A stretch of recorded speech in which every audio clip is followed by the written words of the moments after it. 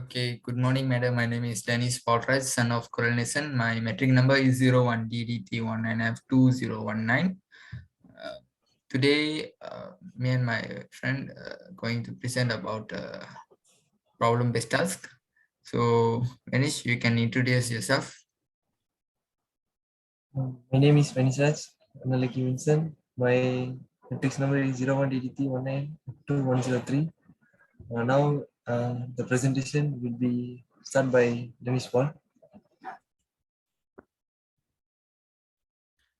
Thank you, Manish. So, I will take this from introduction. So, first of all, need to introduce this report by describing the attack, which is a phishing attack frequently target into the bank clients.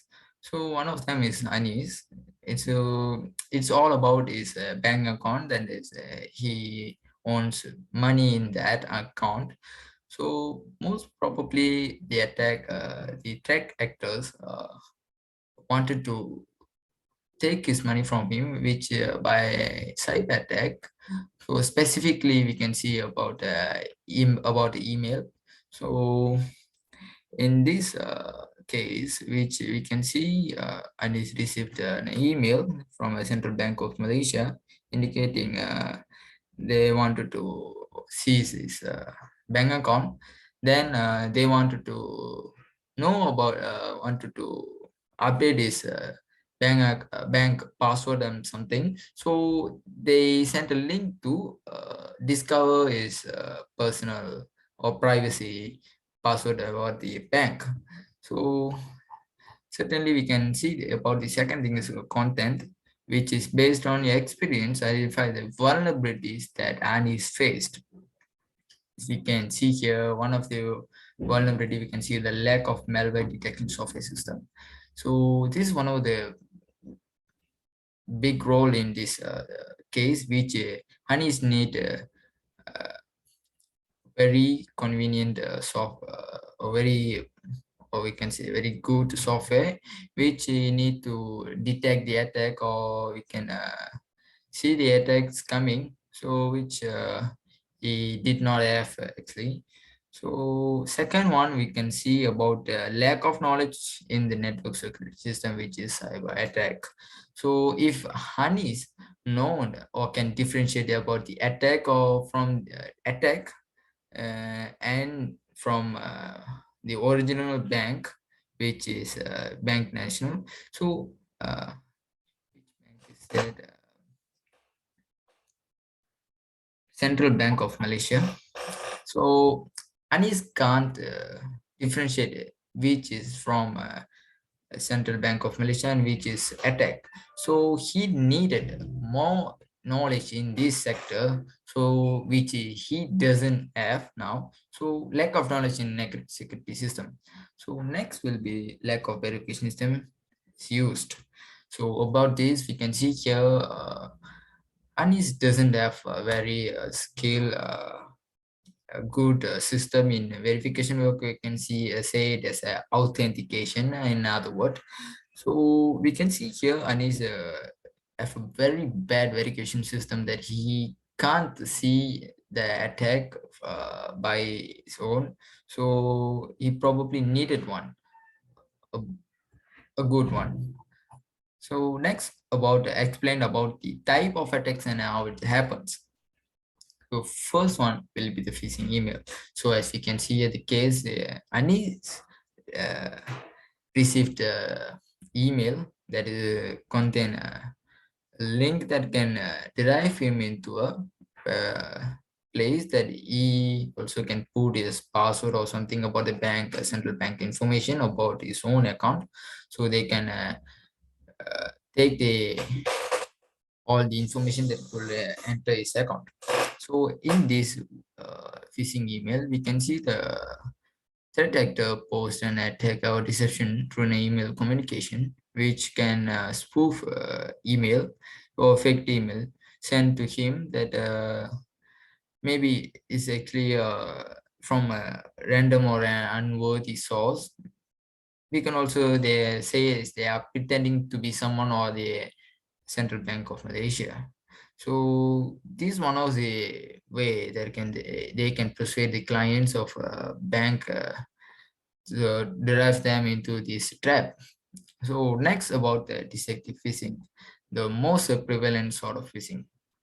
As you can see here, it's about attacker will deceive victim through social engineering tactics, and the clients will fall for them. So as you can see here, it's about social engineering strategies that become one of the big attacks going on through the all over the internet. So if a client can't differentiate about this attack, they will fall for them, which is they can lose their money, which is sort of phishing. As you can see here, it's a deceptive phishing, so revealing their personal information to the phisher. So they can also come into the email or website or phone phishing, social media. So next one will be phone phishing or smishing. This also can be carried out by the phone or by the messages that the threat actor or attacker will send this to the clients. So as we can see, and is received this email maybe through the phone or his PC. So we can see here uh, a user may get a convincing security alert message from a bank instructing the victim to call certain phone number in order to obtain passwords. So this is one of the way to drive the clients or the victim into the trap, which we can see the phone phishing. Next will be a social media attack, which is cyber criminals or the attackers wanted to the method, which is phishing on social media or hijacking their personal personalization or information by the virus distribution all over the possible consent in social media. So this is about a network perimeter. They can also do this by mutation or sending viruses through our devices. So this is one of the main attack that we could done by them. So the next content or from here, my group member Vanish Raj will take over. Thank you, madam. Thank you, Danish. Now I want to explain about how to detect the attack. So emails with bad grammar and spelling mistakes. Another indicator of phishing is poor language and spelling also. To guarantee that outgoing emails are grammatically correct, and many firms use spell checking programs by default, and therefore autocorrect and highlight features are used by those who use browser-based email programs. Then see the inconsistencies in email addresses, links, and domain names. Finding anomalies in email address, URLs, and domain names is another approach to detect phishing. The email from the company with whom you frequently communicate, usually we communicate. If this is the case, compare the sender address to earlier emails from the same company, and you can check if a link is authentic by hovering the mouse pointer over it and seeing what appears. Report an email as a phishing itself if appears to come from, say, Google, but the domain name is something else. Then see the subsidious attachments. The majority of work-related files sharing currently occurs through collaborative solutions such as SharePoint, OneDrive, and Dropbox. As a result, internal emails contain attachments should be regarded with cautions, especially if the extension is unexpected or usually connected with malware.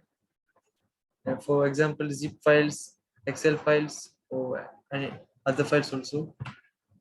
Then email requesting login credential, payment information, or sensitive data. Email requesting login credential, financial information, or other sensitive data from unexpected or unknown source should always be viewed. with spear fishers and can create phony login pages that resemble the genuine things and send an email with the link that takes the receiver to take the fake page. If a receiver is lead to login page or informed that payment is due, they should uh, not enter any information unless they are positive the email is genuine. So please check it is the original correct genuine email, and otherwise don't share the informations. And the other point is give the suggestion to Anis to countermeasure from this attack. Human education improving user awareness about phishing. This is the suggestion, first suggestion. By far the most effective countermeasure to phishing assault is human education, even if it does not presume perfect protections. Awareness and human training are first defense for approaches in the suggestion technique for countering phishing. End user education minimize the phishing attack vulnerabilities and complements other technological measures. According to research, 95% of phishing attempts are caused by human mistake. By the human mistake and nonetheless, current phishing detection training is essential to prevent today's sophisticated attacks. Then second is maintain Henny's operating system and software up to date. Phishing and other malicious attempts usually target Windows OS goods. So be sure you are safe and up to date and update the system, especially for those who are still using Windows version prior to 10. And technical solution.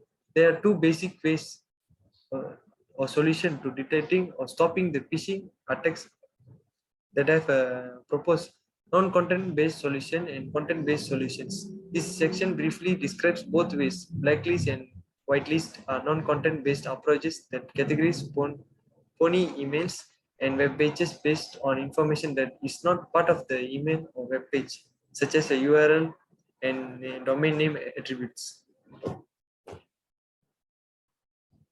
By the conclusion, the phishing attacks are still one of the most serious assets to individual and business today. This is the most due to human involvement and the problem. The phishing cycle, as stated in the article, phishers frequently take use of human vulnerabilities from the system for the addition to technological advantages, age, gender, internet addiction, user user stress, and a variety of other factors have been found to influence people vulnerabilities to phishing. Any could prevent this type of attack if he follows and been up to date this cyber world. He might be prevent this attack from happening. That's all from us. And we also have the references link to do this problem based task. Thank you very much.